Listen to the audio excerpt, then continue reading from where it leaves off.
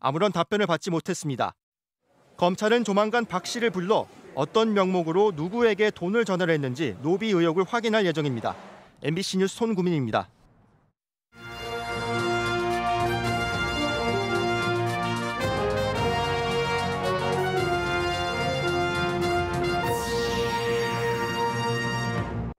충청권 메가시티 전 단계인 충청권 특별지자체 설립의 밑그림이 나왔습니다. 시도별 교통망 연계도 추진됩니다. 민선 8기 청주시도 신청사 부지를 기존 청사 부지로 정했습니다. 존치하기로 했던 본관 청사는 철거하고 청주병원은 대집행을 예고했습니다. 단양에 추진 중인 관광 케이블카의 노선이 학교 위를 지날 예정이라 논란입니다. 기숙사 내부까지 관광객들에게 내보이게 생겼다는 학교 구성원들의 반발이 거셉니다. LH 임대단지에 창틀까지 성면자재가 쓰였지만 정작 이걸 아는 주민들은 별로 없었습니다. 무턱대고 철거를 진행할 때조차도 인근 주민들에게 알리지 않았습니다. 시청자 여러분 안녕하십니까? 계속해서 충북 소식입니다. 충청권 최대 화두인 메가시티 조성을 전담할 핵심 기관, 특별지자체 설립의 밑그림이 공개됐습니다. 특별단체장과 의회 구성 방법, 또 관장 사무 등이 담겼는데 다음 달이면 완성돼 특별지자체의 윤곽이 드러날 전망입니다. 충북 등 4개 시도가 합동추진단 구성에도 합의하면서 충청권 초광역지자체가 한 걸음 더 가까워졌습니다. 정재영 기자입니다.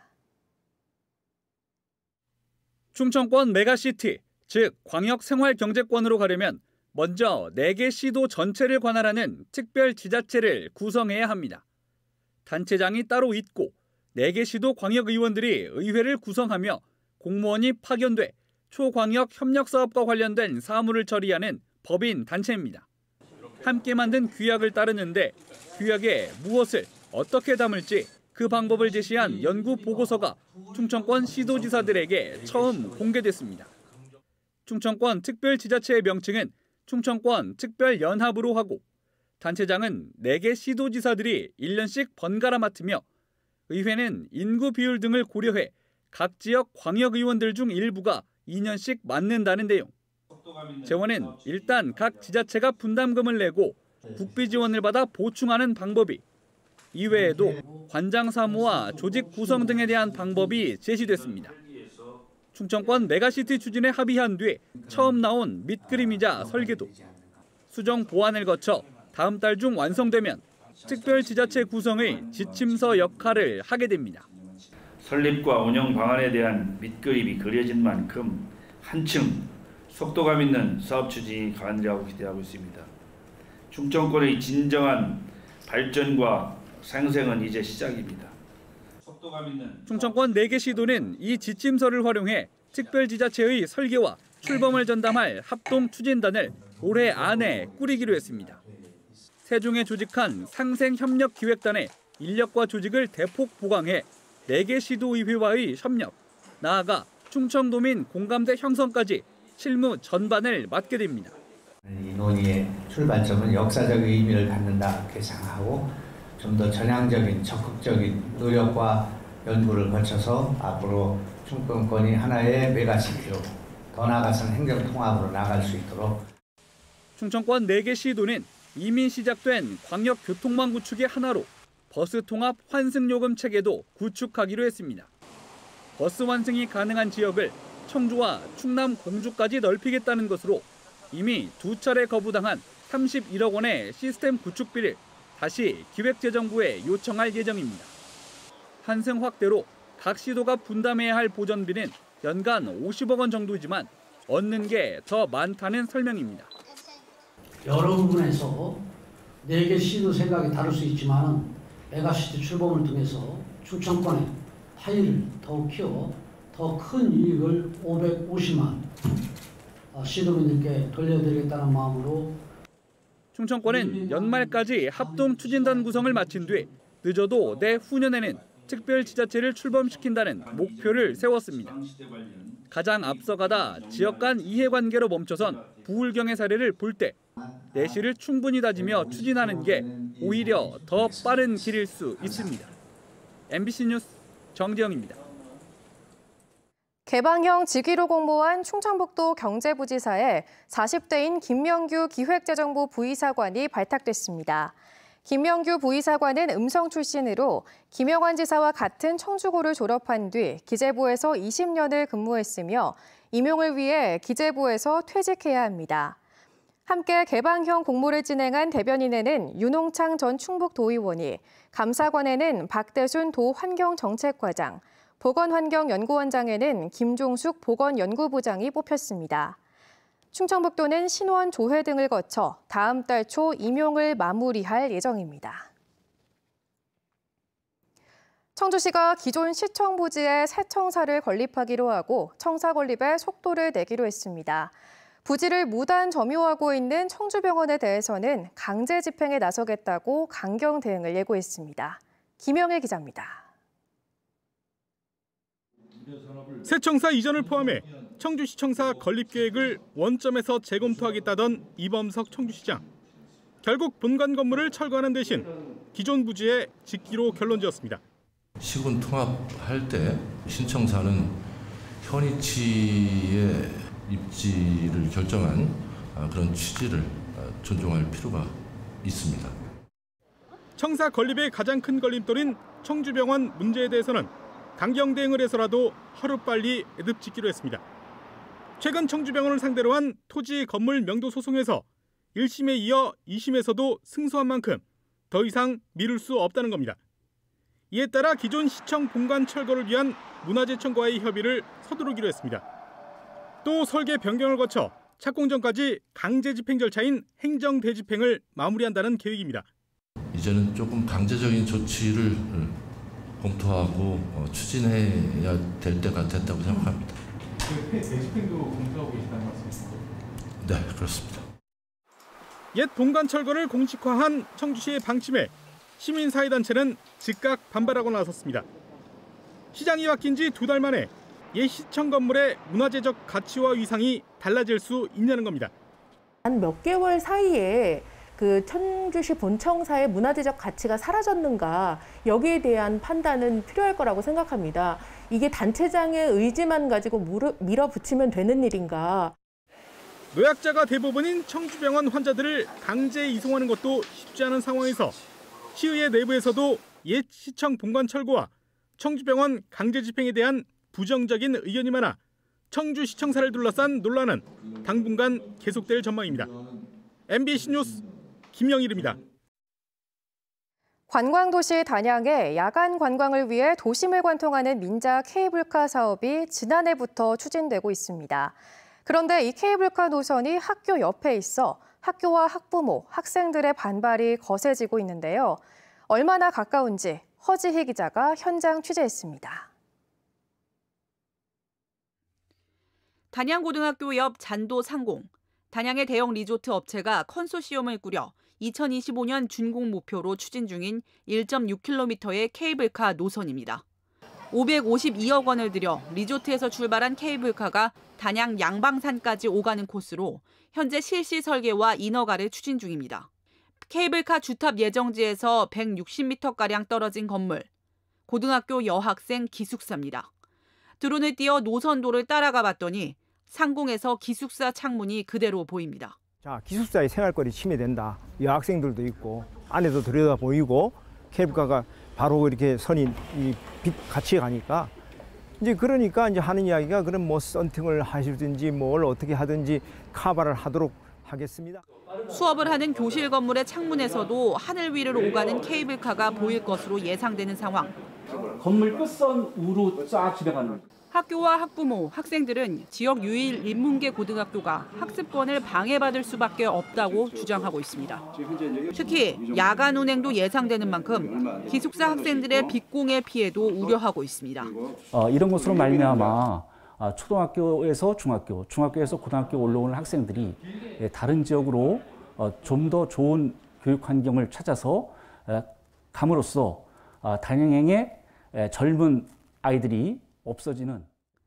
하지만 교육환경보호법상 절대 금지, 상대 금지 구역의 규제 대상도 아닌 상황. 여기에 단양군도 시내 야간 관광 활성화 일환으로 전폭 행정 지원을 약속했습니다.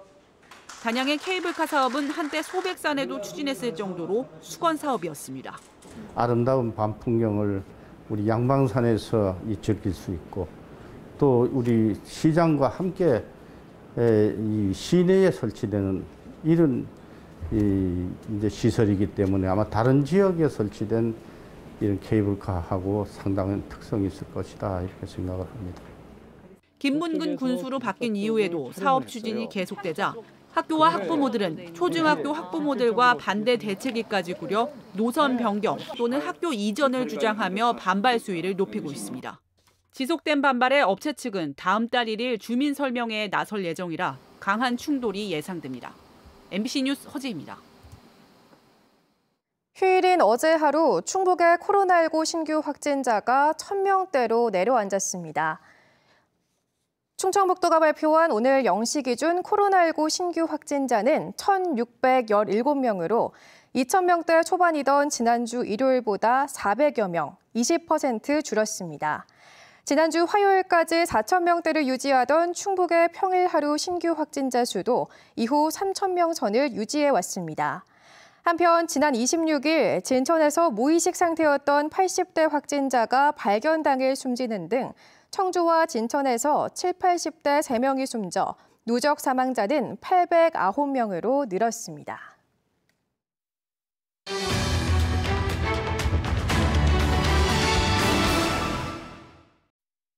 LH가 그린 리모델링이란 이름으로 노후 임대아파트 내부 개선 공사를 하면서 성면 폐기물을 불법으로 해체했다는 보도, 오늘도 이어갑니다. 성면이 일반 건축 폐기물과 뒤섞여 무방비 상태로 철거됐지만 해당 아파트 주민들은 까맣게 모르고 있었습니다. 더구나 동일한 구조의 아파트에 사는 입주민들은 지금도 내 집 어디에 어떤 성면 자재가 쓰였는지 제대로 된 정보를 제공받지 못하고 있었습니다. 조미애 기자입니다. LH 임대아파트 그린 리모델링 사업은 단지 내 공실 위주로 한 번에 수십 세대씩 나눠 추진됐습니다. 창틀과 문틀에 섞인 성면이 무방비 상태로 해체되는 동안에도 바로 옆집에는 사람이 살고 있었습니다. 흩날린 성면 분진에 노출됐을 가능성을 배제할 수 없지만 주민들은 까맣게 모르고 있었습니다. 바로 우리 옆에 아이고 몰랐죠. 이거 얘기해 준 사람 있어? 말씀 껐지 뭐 당연히 안 그래요? 성면 불법 철거가 이루어진 다른 단지도 마찬가지. 뒤늦게 성면 조사가 이루어진 아파트에서도 내부에 성면 자재가 쓰였다는 얘기조차 들어본 적이 없습니다. 성면이 들어간 처음 들어봐. 처음 들어보세요. 그러니까 성면이 들어간 자재가 나왔다는 건 아예 못 들으셨고. 못 들었고. 그거는 당연히 주민들한테 공식을 해줬을 것 같아요. 왜 말을 안 했어? 일부러 안 하는 거예요? 창틀과 문틀에 성면이 있다고 알려주자 오히려 고개를 갸우뚱합니다. 근데 성면이 어디서 나왔다는 거야? 합판 안에 저기가 들어가 있다는 게 성면이. 그렇다면 왜 아파트 관리사무소는 주민들에게 성면 정보를 알리지 않았을까? MBC가 취재한 관리사무소들의 답변은 한결같았습니다. 자신들은 LH에 위탁받아 운영될 뿐 성면조사 결과지를 받아보지도 못했고 LH가 주민들에게 알리라고 하지도 않았기 때문에 임의로 주민들에게 알려줄 권한이 없다는 것입니다. 국가가 관리하는 성면관리 종합정보망에는 있을까? 건축물 어디에 어떤 성면 자재가 쓰였는지를 국민들이 알 수 있도록 공개한 사이트인데 여기에도 없었습니다. 내가 살고 있는 건물의 창틀에 또는 밑에 판에 또는 화장실 천정에 성면이 있다라고 하는 사실을 알아야 합니다.